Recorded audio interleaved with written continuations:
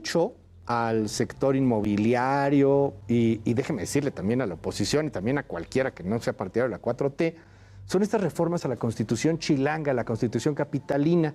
Se modificó en la Constitución lo que es el concepto de la propiedad privada.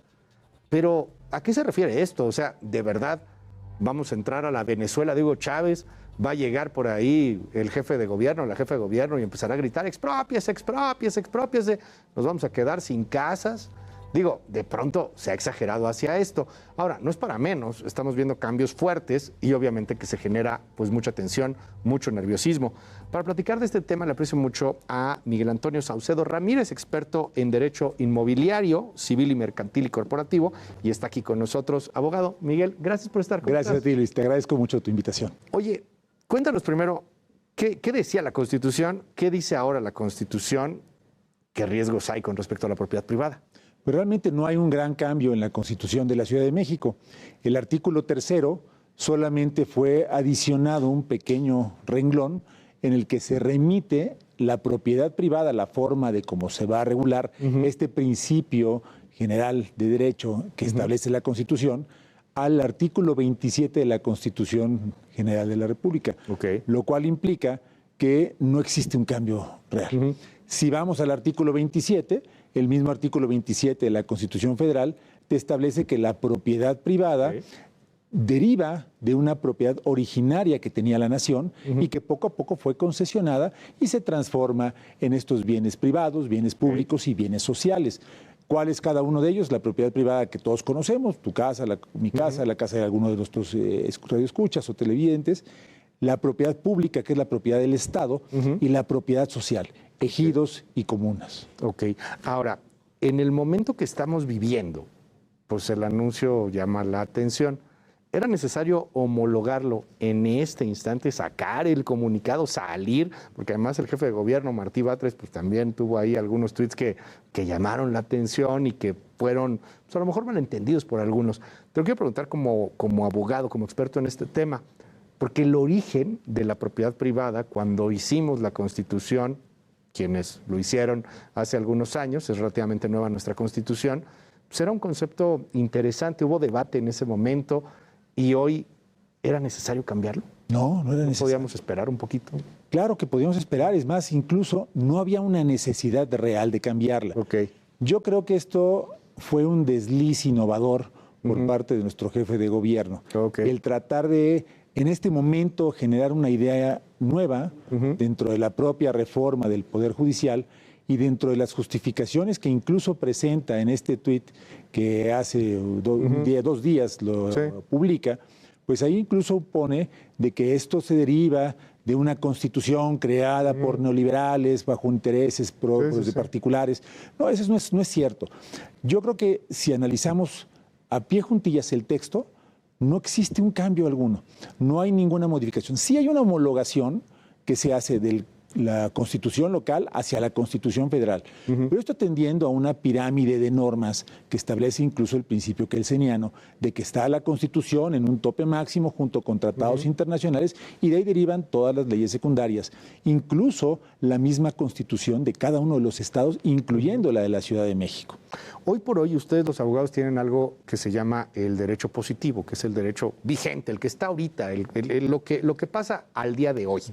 Hay en puerta una reforma al Poder Judicial, ya pasó en diputados, pasará en unos días seguramente en el Senado, y hay también modificaciones que se han hecho a la ley de amparo y hay muchas cosas pues extremadamente técnicas, pero para este escenario tan conflictivo, tan estridente, en donde dice nos van a quitar la casa, las propiedades, etcétera, ¿qué tan cerca o no estamos, tomando en cuenta no el derecho positivo de ahorita, sino las modificaciones que se están haciendo en el Congreso en este momento? Miguel. Claro.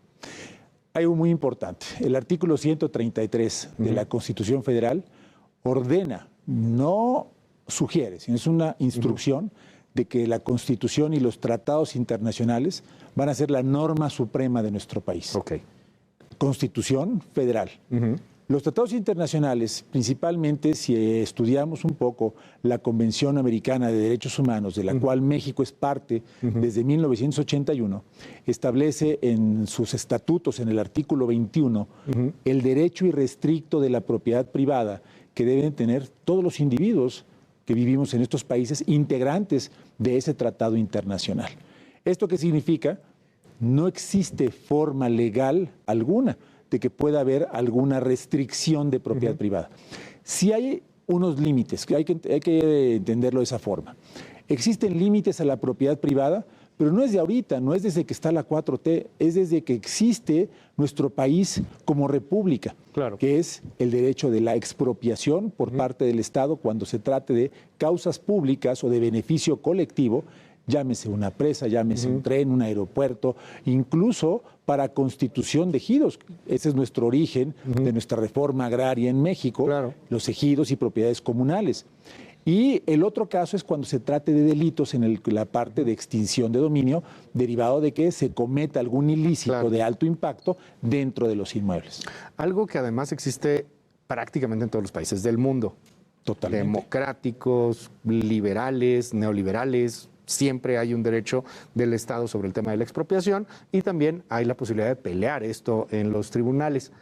Pero de ahí, lejos de la estridencia y de que nos vamos a volver Venezuela, sí déjame entrar a algo en lo cual yo estoy seguro que eres experto y que sabes muchísimo del tema. Hace poquito sí hubo modificaciones aquí en la Ciudad de México, por ejemplo, en el tema de las rentas. No subir la renta más allá de la inflación. Y hay la tentación de la regulación o de la sobreregulación hacia el mercado inmobiliario. Para nadie es una mentira y para nadie se está oculto, pues que aquí en la Ciudad de México hay burbujas inmobiliarias, hay un asunto muy complejo para poder comprar una propiedad, hay muy poca construcción, por desgracia, debería haber, creo yo, más construcción para más oferta y mejores precios. ¿Cómo ves lo que está pasando ahí? El hecho de limitar, el hecho de quererse meter ahí, el hecho del registro de los que rentan y de los dueños. ¿Cómo ves todo este tema? Fíjate que vamos a irnos un poco hacia atrás. Hay una parte histórica. Si tú recuerdas también, hace 4 años, incluso cuando estaba exactamente la pandemia en su pleno apogeo, hubo una propuesta de un diputado de Morena que había sido incluso alcalde de Álvaro Obregón. Y él pretendía que la reforma en materia de arrendamiento fuera una gran reforma, total y absolutamente protectora hacia los intereses de los mismos inquilinos. Esto que implicaría, en base a todo esto, que no había posibilidad alguna de quitarle la posesión a un inquilino, aunque no pagara la renta. El inquilino tenía derecho de vivir ahí en forma perenne y permanente, y si había una necesidad que demostrara ante un tribunal, el tribunal no podía emitir órdenes de lanzamiento. Sí, así es. Y solamente en algún caso extremo, el juez podía ordenar el desalojo, lo cual provocaría un quiebre financiero en el sistema de arrendamiento.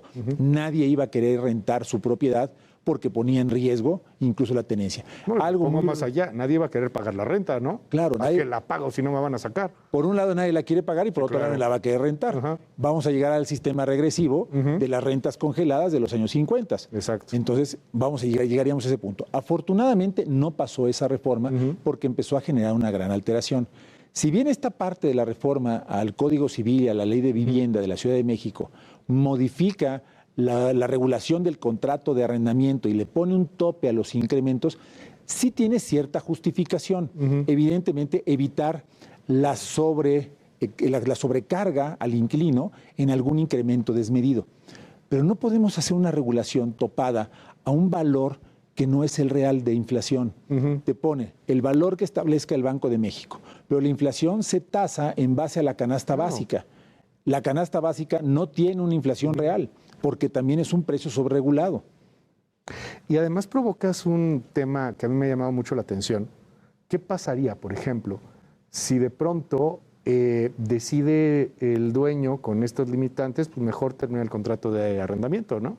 Oye, ¿sabes qué? Ahí te vas, lo vuelvo a poner al mercado, ahora sí mucho más arriba de la inflación que me estaba marcando para hacer un nuevo contrato y la persona que estaba rentando, que podía llegar a algún acuerdo, pues ni modo, se va a la calle. ¿Qué va a pasar con todas estas rentas de largo tiempo? Sí, claro. Estamos muy parecidos en el sistema americano, las rentas de largo y corto tiempo. Claro. Con las rentas de largo tiempo ya no van a hacer negocio y entonces los dueños van a entrar a esquemas de plataformas digitales para rentas de corto plazo, que evidentemente les generan mayores utilidades, no tienen esta regulación, se trata de cuestiones más comerciales que de arrendamiento en materia civil, y entonces eliminar Airbnb y estas cosas. Airbnb, pero ¿qué va a provocar? Gentrificación. Va a generar que las personas que habitan en ciertas colonias ya no van a poder pagar rentas caras y van a tener que irse desplazando. Entonces, eso es una parte que no ha pensado el gobierno de la Ciudad de México, que esas son las consecuencias que esto va a generar. Un exceso de regulación siempre tiene una válvula de escape. ¿Cuál es la válvula de escape?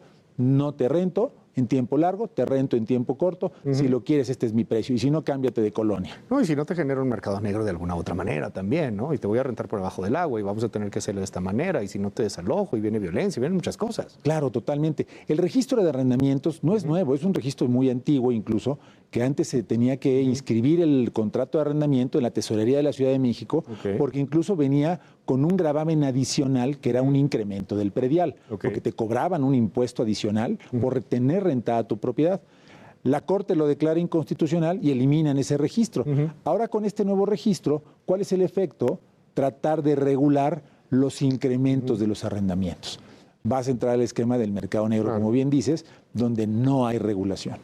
Miguel, gracias por estar con nosotros aquí en Contracara. Un placer, Luis. Y seguiremos platicando de los temas si nos das oportunidad. Con todo gusto, es un placer. Gracias. Gracias. Y muchísimas gracias a usted por dejarnos acompañarlo en esta noche. Yo me llamo Luis Cárdenas, esto fue Contracara. Quédese disfrutando de la programación solo aquí, en Heraldo Televisión, en el 8.